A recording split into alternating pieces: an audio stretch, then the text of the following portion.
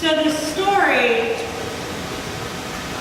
is what's traditionally known, if we'd read it in almost any other version, is what's known as the take up your cross and follow me story.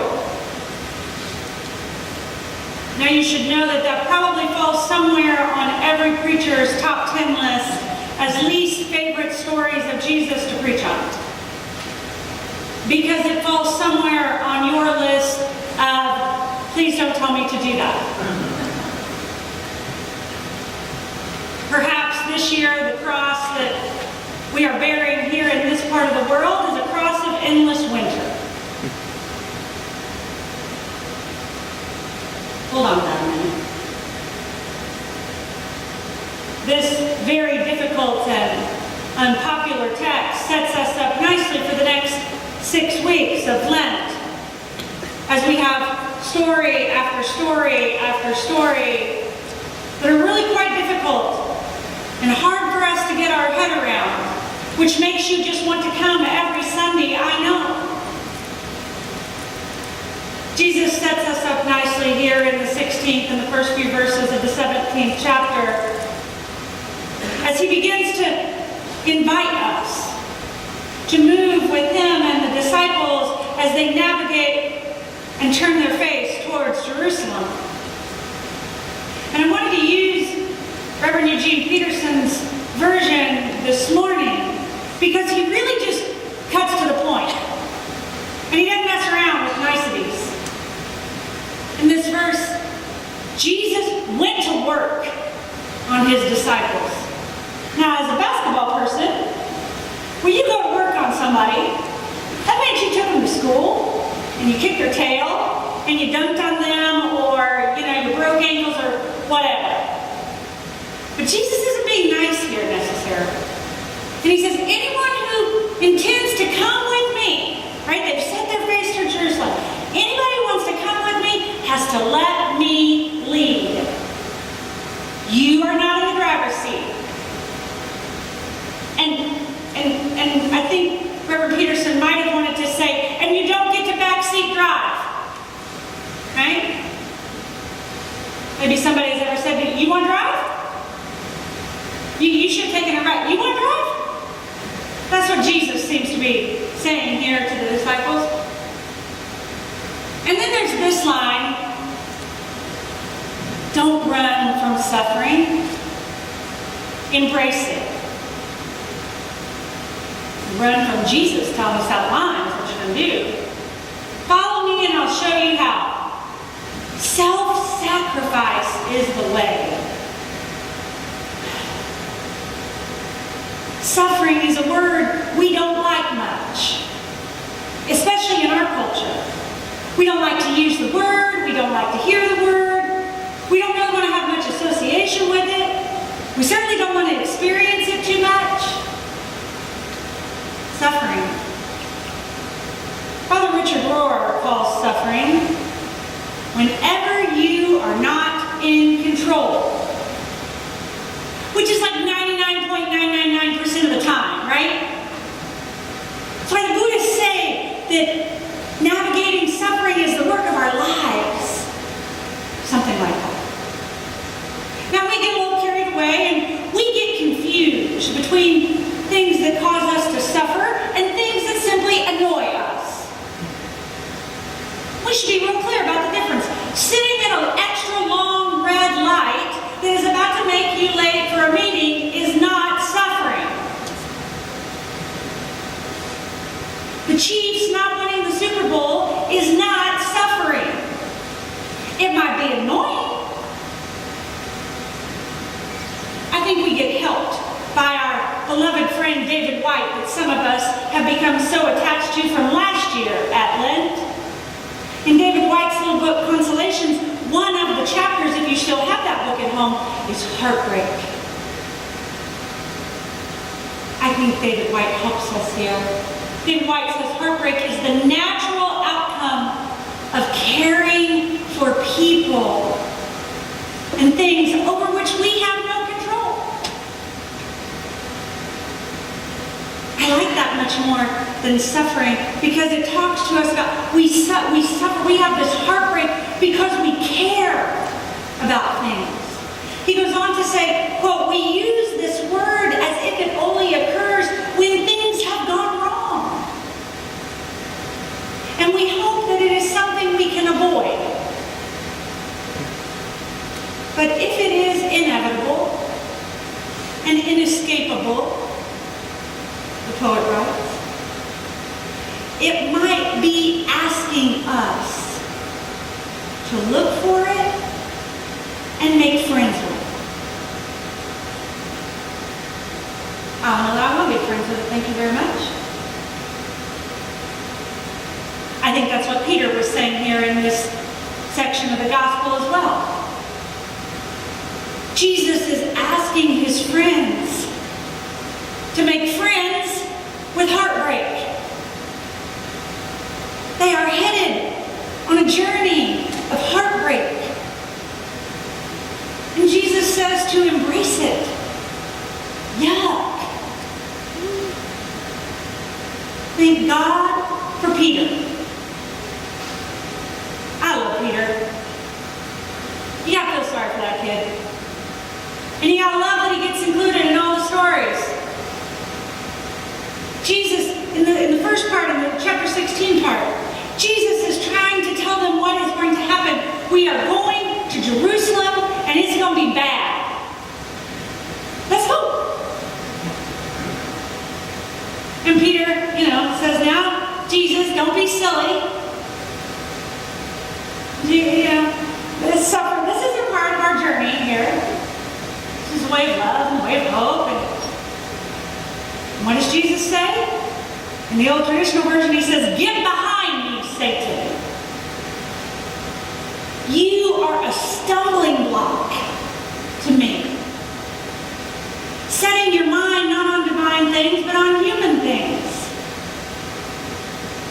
Get behind me sounds a whole lot like what he's going to say in a few verses. Follow me. Get behind me, follow me. And then immediately after this whole explanation about heartbreak and suffering, Jesus takes them up the mountain to where God will show them the full glory and majesty and the goodness of what it means to be a follower of Jesus. I don't think it's coincidence that the gospel writers have it this way. That Jesus is trying to make it very clear to them, you don't get to drive. I do. And that is the only way you get to this goodness and love and light. And bless their hearts, what do? They want to build a building. They want to build 3. They want to put walls up, and they want to have structure. They want to make some order out of all the chaos that they're feeling. They're trying to put words to what they're feeling, and I don't know.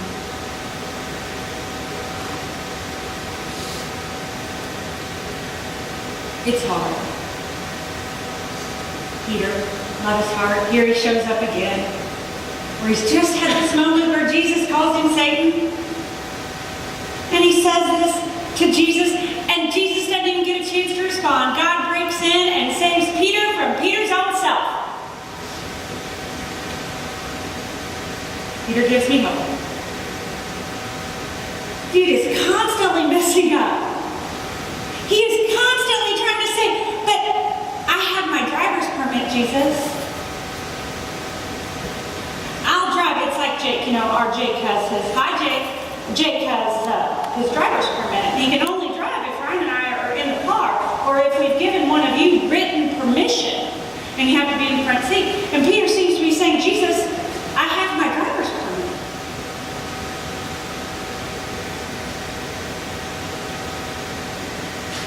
Driver's permit isn't good enough, Jesus says.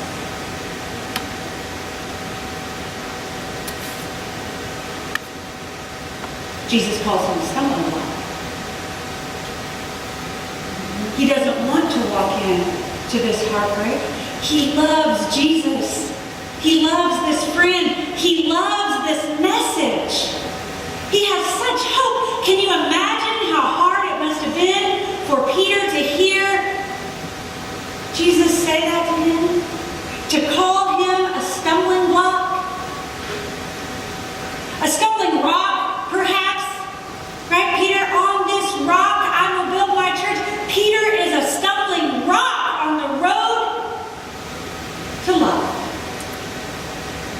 stumbling rock. And Jesus seems to give his friends two options as they navigate this heartbreak. You basically got two options. One is you can allow it to make you bitter and angry and resentful, and allow it to make you a stumbling rock for people, tripping them up as they try to get closer and get access to Jesus. In doing so, of course, you just hold on more tightly to the steering wheel in an attempt to regain control. But the other path that Jesus offers is this way up the mountain where you might learn to be more wise and compassionate and more willing to take up the cross and embrace the heartbreak moments of life.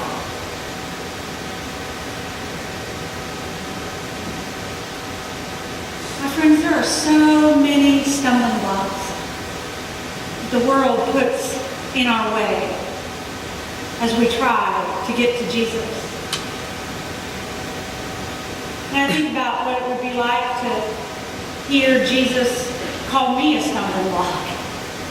Say, you are in the way. Get behind me because you are in the way. Worse yet, I think, perhaps, is to hear Jesus say, hey, do you not see all these rocks that are in the way? Pick them up. Start clearing a path. There are lots of rocks and you may not be laying them down, but what are you doing to pick them up? Y'all are going to laugh at me. You're going to think I've lost my mind, and maybe I have. But I think I've decided that we're going to think of these stumbling blocks as all these snowstorms and winter weather events that we've had this winter. Now stay with me, because I think I may have lost my mind. Snowplow drivers. Right? God bless them. God bless the folks who are snowplow drivers. They've been out all night preparing the roads, right? Laying whatever that stuff is that they lay down, or salt or sand or whatever you're not supposed to put down or you are supposed to put down. I don't know. They've been out doing that. This morning on the way in, my ride, I saw I-29 was backed up forever because there's 4 big snowplows running one right after the other. And everybody's behind them. Right? So now they've laid all their stuff down in preparation. And they're still out there clearing the snow out of the way, trying to make it safe for the ones who will follow, trying to be out on the road, trying to get to where they're trying to go. The snowplow folks are still out there. So many stumbling blocks that the culture places before us.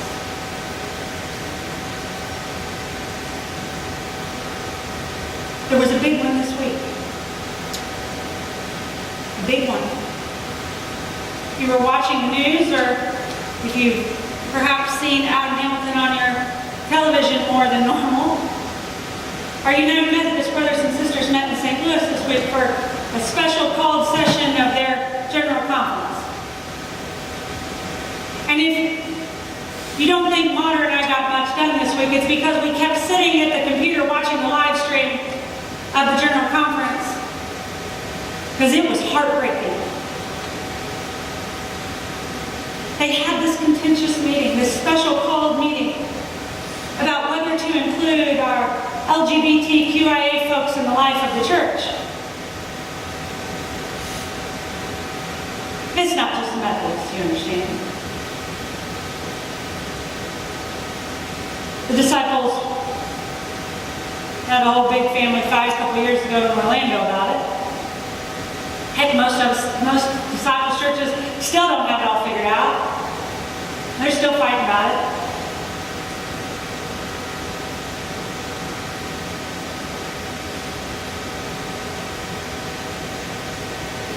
And it's not just the issue for the Methodists. It's an issue for all of us. Because any damage to the body of Christ damages all of us. And there are so many Methodist churches just like us. So many Methodist churches just like us. With their arms wide open, doing their best to preach a message of good news and welcome and inclusion, trying not to put down stumbling rocks on the way to Jesus.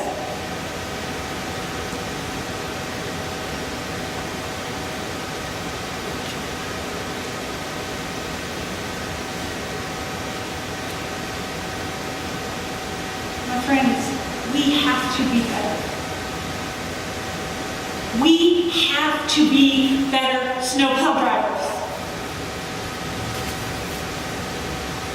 We have to be better to prepare the roads and clear the roads. And we can't just stay home and build a fire where it's safe and warm. Although I affirm all of you at home, safe and warm. We can't just let other people do the carrying of the cross. I'm trying to stay real close to my notes so that I don't become a big weeping mess up here this morning. Because if you were admin council on Tuesday night, you know I was a big weeping mess. We have to work with our Methodist brothers and sisters and all our other brothers and sisters who are hurting and fighting to clear the way, to keep a safe path, working to remove stumbling blocks. We have to speak out louder and with a more clear voice now, more than ever. Now more than ever. And this time, Jesus is asking us to pick up our cross and carry our message, our gospel, the way we understand the gospel, of one of love and inclusion, that all God's children are beloved of God. Maybe that's the lesson of Old Man Winter's temper tantrum this year. The snow has been exhausting and heartbreaking, and the cold is tedious.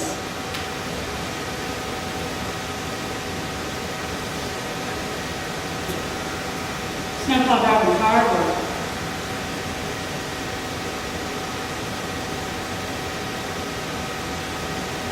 It was heartbreaking for me to think about the church I grew up in,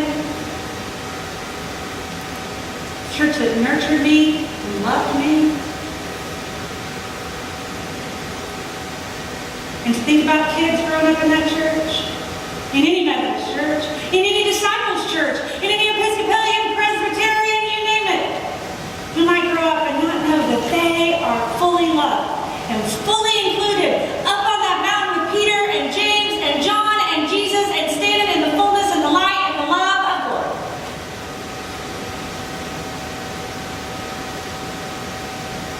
You know how many times I've said this before, I've heard people say to me, I didn't know a church like yours existed.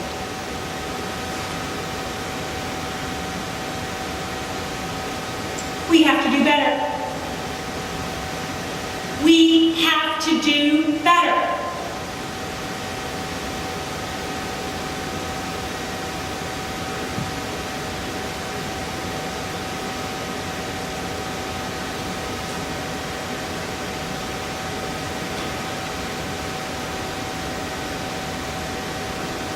I hope you will keep your Methodist brothers and sisters in prayer as they navigate this week. I hope you will be in prayer as we strive to figure out around here how to be better snowplow drivers all the time. Removing the rocks, clearing a safe path, laying down salt and sand ahead of a storm.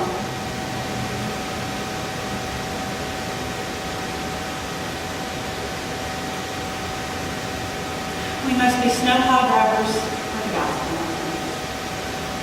as difficult and tedious and heartbreaking as it is.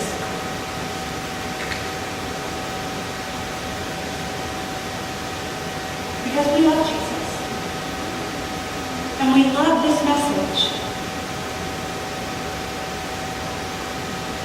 And it is our job. You have one job, and that is to share that. To share the goodness and the love and the graciousness and the inclusion and the welcome that we know here. So let us move down off that mountain with Jesus. Bring that light and share that love. And grab a big old snowball for the gospel.